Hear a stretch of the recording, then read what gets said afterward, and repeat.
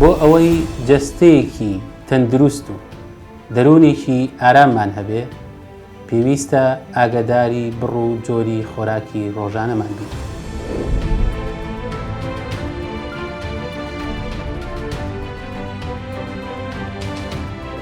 بەناوی خوای گەورە.